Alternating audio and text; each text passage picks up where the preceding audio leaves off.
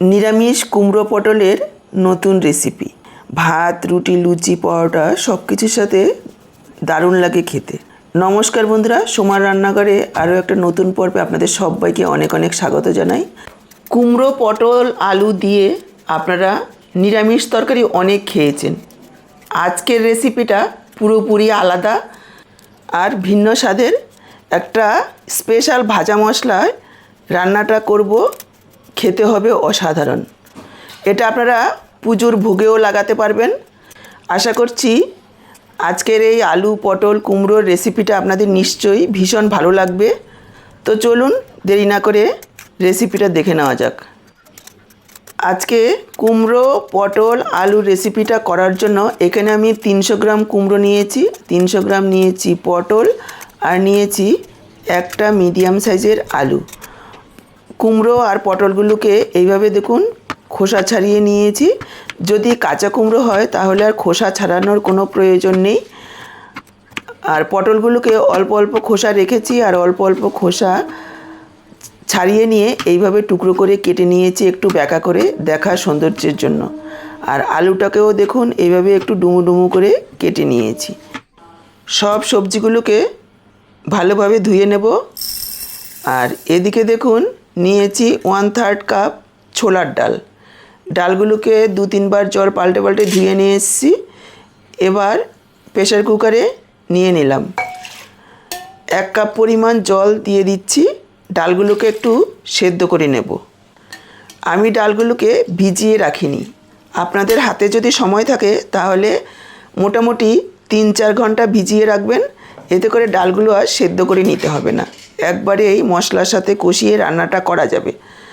আর যেহেতু ভিজিয়ে রাখিনি সেই জন্য আমি প্রেসার কুকারে একটু সেদ্ধ করে নিচ্ছি। দিয়ে দিচ্ছি পরিমাণ মতো লবণ। এবার প্রেসারটাকে আটকে গ্যাসের ফ্লেমটাকে মিডিয়ামে রেখে 4টে সিটি মারব। গ্যাসে বসিয়ে দিয়েছি। আর এদিকে দেখুন সাইডেই বসিয়ে দিয়েছি একটা কড়াই। দিয়ে দিচ্ছি সাদা তেল। আমি আজকে রান্নাটা সাদা তেলে করছি, আপনারা চাইলে সরষের তেলেও করতে পারেন।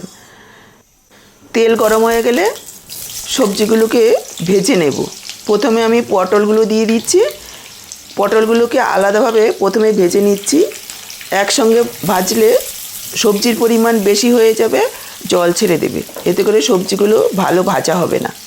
সেজন্য পটলগুলোকে আমি একটু প্রথমে ভেজে নিচ্ছি। দিয়ে দিলাম পরিমাণ মতো একটু লবণ, দিয়ে দিচ্ছি একটু হলুদ গুঁড়ো। এবার নাড়াচাড়া করে প্রায় 3-4 মিনিট সময় নিয়ে একেবারে লাল করে ভেজে নেব। একটু ঢাকা দিয়ে দিচ্ছি। ঢাকা দিয়ে ভাজবো, তাহলে খুব ভালোভাবে ভাজা হবে আর একটু নরমও হয়ে যাবে। দেখুন ঢাকা দিয়ে প্রায় 3-4 মিনিট সময় নিয়ে পটলগুলোকে লালচে করে ভেজে নিয়েছি। এর থেকে আর বেশি ভাজার প্রয়োজন নেই। মোটামুটি 80% পটলগুলো সেদ্ধ হয়ে গেছে। এবার তোলার সময় কড়াইয়ের সাইডে একটু চেপে তুলব, যাতে করে এক্সট্রা তেলটা কড়াতেই থেকে যাবে। পটলগুলোকে তুলে নিয়ে ওই তেলেই প্রথমে দিয়ে দেব আলুগুলো। আলুগুলোকে একটু 2 মিনিট ভেজে নেব। যেহেতু কুমড়োর থেকে আলু সেদ্ধ হতে একটু বেশি সময় লাগে, সেজন্য আলুগুলোকে প্রথমে 2 মিনিট ভেজে নেব। তারপর এখানে আমি যোগ করে দিচ্ছি কেটে রাখা কুমড়ো। এবার কুমড়ো আলুগুলোকে একসঙ্গে আরও 3-4 মিনিট ভেজে নেব। এখানে আমি দিয়ে দিচ্ছি পরিমাণ মতো একটু লবণ, দিয়ে দিচ্ছি একটু হলুদ গুঁড়ো। মিশিয়ে নিয়ে কুমড়ো আলুগুলোকে একটু ঢাকা দিয়ে ভাজবো। কুমড়ো আলুগুলো ভাজা হতে হতে এইদিকে আমি একটা মশলা রেডি করে নিচ্ছি। মিক্সচার জারে নিয়ে নিচ্ছি একটা টমেটো, 3টে কাঁচা লঙ্কা। ঝালটা আপনার পরিমাণ বুঝে দেবেন। এখানে কিন্তু কাঁচা লঙ্কার ঝালেই ঝাল হবে। আর দিয়ে দিচ্ছি 1/2 ইঞ্চি পরিমাণ আদা। দেখুন এইরকম একটা পেস্ট বানিয়ে রেখেছি। এদিকে আলু কুমড়োগুলোকে 3-4 মিনিট সময় নিয়ে একেবারে লাল করে ভেজে নিয়েছি। এবার আলু কুমড়োগুলোকে তুলে নেব। আলু কুমড়োগুলিও প্রায় 70% সেদ্ধ হয়ে গেছে। আলু কুমড়ো তুলে নিয়ে ফোড়নে দিয়ে দিলাম একটা তেজপাতা, 1/2 চা চামচ 5 ফোড়ন, 1/4 চামচ হিং। হিং যদি হাতের কাছে থাকে অবশ্যই দেবেন। নিরামিষ তরকারিতে হিং ফোড়ন দিলে টেস্ট অনেক গুণ বেড়ে যায়। আর এই সময় গ্যাসের ফ্লেমটাকে একেবারে লোতে রাখবেন, খেয়াল রাখবেন হিংটা যাতে পুড়ে না যায়। কয়েক সেকেন্ড একটু ভেজে নিয়ে পেস্ট করে রাখা মশলাটা দিয়ে দিলাম।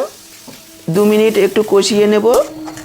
মশলাটা কষানো হতে হতে এইদিকে দেখুন প্রেসারে 4টি সিটি পড়ার পর আমি গ্যাসটাকে অফ করে দিয়েছি। ডালগুলো প্রায় 80% সেদ্ধ হয়েছে। এর থেকে আর বেশি সেদ্ধ করব না, তাহলে ডালগুলো গলে যাবে। ডালগুলো সেদ্ধ হবে অথচ গোটা থাকবে। এভাবে রান্নাটা করব, তাহলে খেতে ভালো লাগবে। এবার ডালগুলোকে জলের থেকে ছেঁকে আলাদা করে নিচ্ছি। এদিকে দেখুন মশলাটাকে 2 মিনিট মতো কষিয়ে নিয়েছি। এবার আমি যোগ করে দেব হাফ চা চামচ হলুদ গুঁড়ো। হলুদ গুঁড়োটা দেওয়ার পর আরও কিছুক্ষণ একটু কষিয়ে নিচ্ছি। হলুদ গুঁড়োটা দেওয়ার পর আরও 30-40 সেকেন্ড কষিয়ে নিয়েছি। এবার আমি যোগ করে দিচ্ছি সেদ্ধ করে রাখা ডাল। ডালটাকেও মশলার সাথে একটু কষিয়ে নিতে হবে প্রায় 2 মিনিট মতো। দেখুন প্রায় 2 মিনিট মতো মশলার সাথে ডালগুলোকেও কষিয়ে নিয়েছি। এবার আমি যোগ করে দিলাম ভেজে রাখা আলু, কুমড়ো, পটল। এবার সব কিছু একসঙ্গে আরও 2 মিনিট কষিয়ে নেব। সব কিছু একসঙ্গে আরও 2 মিনিট কষিয়ে নিয়েছি। এবার আমি দিয়ে দিচ্ছি জল। জলের পরিমাণটা এমনভাবে দিতে হবে যাতে সমস্ত সবজিগুলো ডুবে যায়। আমি এখানে 2 কাপ পরিমাণ জল যোগ করে দিয়েছি। আর ডাল সেদ্ধর যে জলটা ছিল সেটাই আমি প্রথমে দিয়ে দিয়েছি। সব কিছু ভালোভাবে মিশিয়ে নেব আর ঢাকা দিয়ে আরও 7-8 মিনিট রান্না করে নেব মিডিয়াম ফ্লেমে, যাতে সব কিছু খুব সুন্দরভাবে সেদ্ধ হয়ে যায়। এই সময় আমি একটা ভাজা মশলা রেডি করে নিচ্ছি। দেখুন এখানে নিয়েছি 1 চা চামচ গোটা ধনে, 1 চা চামচ গোটা জিরে, হাফ চা চামচ মৌরি, 1 টুকরো দারচিনি, 2টো এলাচ, 1টা লঙ্কা, 3টে লং, 1টা তেজপাতা। এবার সব কিছু একসঙ্গে ভেজে নেব। প্রায় 1-1.5 মিনিট সময় নিয়ে লো ফ্লেমে নাড়াচাড়া করে মুচমুচে করে ভেজে নিতে হবে। খেয়াল রাখবেন যাতে মশলাটা পুড়ে না যায়। মশলা পুড়ে গেলে কিন্তু তেতো হয়ে যাবে, স্বাদ নষ্ট হয়ে যাবে, খেতে ভালো লাগবে না। এভাবে নাড়াচাড়া করতে করতে সুন্দর একটা গন্ধ বের হবে, তখন মশলাটাকে নামিয়ে নিতে হবে। মশলাটা নামিয়ে নিয়ে দেখুন আমি মিক্সচার জারে রেখেছি, একটু ঠান্ডা হওয়ার পর গুঁড়ো করে নিয়েছি। আর এদিকে প্রায় 7-8 মিনিট রান্না করে নিয়েছি। কুমড়ো, আলু, পটল খুব ভালোভাবে সেদ্ধ হয়ে গেছে। এবার যে ভাজা মশলাটা আমি রেডি করে রেখেছি সেখান থেকে 2 চা চামচ দিয়ে দেব। পুরো মশলাটা এখানে যোগ করব না। এই মশলাটা রেখে দিলে আপনারা যে কোনো নিরামিষ তরকারিতে দিতে পারবেন, স্বাদ অনেক গুণ বেড়ে যাবে। আর দিয়ে দিচ্ছি 1 চা চামচ চিনি। একটু মিষ্টি দিলে খেতে ভালো লাগবে। যেহেতু নিরামিষ তরকারি মিষ্টি একটু দিতেই হবে। যাদের চিনিতে অসুবিধা তারা স্কিপ করতে পারেন, তা না হলে একটু গুঁড়ও যোগ করে দিতে পারেন। খুব ভালোভাবে মিশিয়ে নেব আর ঢাকা দিয়ে হাই ফ্লেমে আরও 2 মিনিট ফুটিয়ে নেব। দেখুন 2 মিনিট ফুটিয়ে নিয়েছি। ঘনত্বটা একেবারে পারফেক্ট।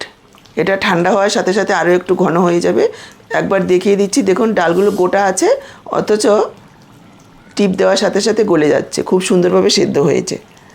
এই সময় লবণ মিষ্টিটা একটু চেক করে নেবেন, যদি প্রয়োজন হয় তাহলে দিয়ে দিতে হবে। নিরামিষ তরকারি ঝাল বেশি খুব ভালো লাগবে না। আমার মনে হচ্ছে একটু লবণটা কম হয়েছে, আর একটু লবণ দিয়ে দিলাম। আর দিয়ে দিচ্ছি 1 চা চামচ ঘি। যেহেতু নিরামিষ তরকারি একটু ঘি দিলে ভালো লাগবে খেতে। আরও একবার সব কিছু খুব ভালোভাবে মিশিয়ে নেব আর গ্যাসটাকে অফ করে ঢেকে রেখে দেব 5 মিনিট, যাতে ঘি ভাজা মশলার গন্ধটা খুব ভালোভাবে মিশে যেতে পারে। 5 মিনিট ঢেকে রাখার পর দেখুন আমি পরিবেশন করে দিচ্ছি। দেখেই বুঝতে পারছেন কতটা লোভনীয় হয়েছে দেখতে, খেতেও অসম্ভব টেস্টি হয়। একবার হলো আমার এই পদ্ধতিতে আলু, পটল, কুমড়ো দিয়ে নিরামিষ তরকারি রান্না করে খেয়ে দেখুন আর কমেন্টে জানান আপনাদের কেমন লাগলো। রেসিপিটা দেখে যদি ভালো লাগে অবশ্যই ভিডিওটাকে একটা লাইক করে শেয়ার করে দেবেন। ইউটিউব থেকে নতুন দেখলে চ্যানেলটাকে সাবস্ক্রাইব করবেন। ফেসবুক পেজ থেকে দেখে থাকলে পেজটাকে ফলো করবেন। পরোটার সাথে একেবারে অপূর্ব স্বাদের হয়েছে। আপনারা চাইলে ভাতের সাথেও খেতে পারেন।